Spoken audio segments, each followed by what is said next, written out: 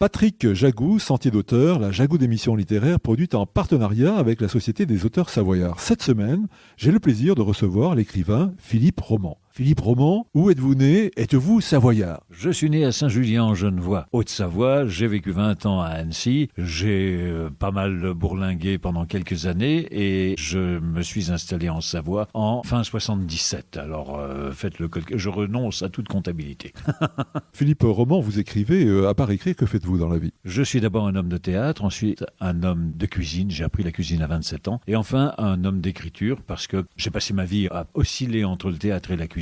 Et à un moment, quand je suis retourné en cuisine, je me suis mis à écrire ne pouvant plus jouer. Voilà, pour célébrer la beauté de la langue française. Philippe Roman, combien d'ouvrages avez-vous écrits? 8 publiés et un aussi publié, mais par le Conseil général, ce sont des textes que j'ai écrits, des commandes pour des musées savoyards. Je célèbre la belle langue, c'est-à-dire la langue versifiée, la langue avec une rythmique, les jeux de mots à la Bobby Lapointe, Raymond DeVos, enfin j'aime un univers un peu fou. Le français pour moi c'est un univers de réflexion, de cartésianisme et en même temps de délire poétique.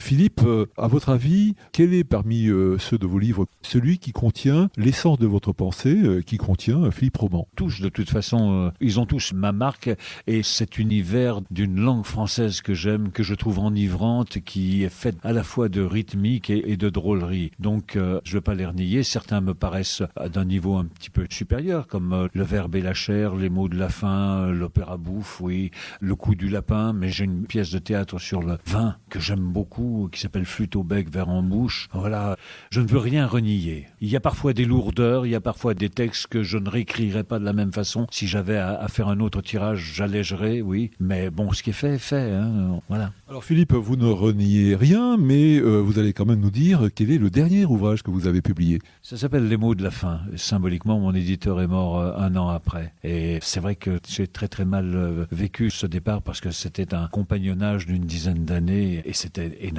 Les mots de la fin, vous l'écrivez comment dans le livre? Justement, fin F-A-I-M, mais c'est un petit clin d'œil à ce qu'est l'ultime pirouette. Hein. Ce livre raconte quoi en réalité? C'est toujours une plongée dans ce prétexte culinaire. Vous voyez, le rutabaga est un mot d'origine suédoise et je me suis dit que si ça avait voyagé, peut-être qu'avant, il venait du Moyen-Orient, que c'était une histoire Roméo et Juliette moyen-orientale entre la belle Ruth Habaga de la tribu juive Habaga, mariée en secret avec un jeune prince arabe de la famille Wilda, prénommé Rachid, Wilda Rachid, voilà, et tout est compris dans cette espèce d'univers de tendresse et de pirouette. Vous êtes vraiment un amoureux de la langue et vous jonglez avec les mots comme vous avez pu jongler avec les mets. Oui, j'espère. Bon, ça s'appelle la passion.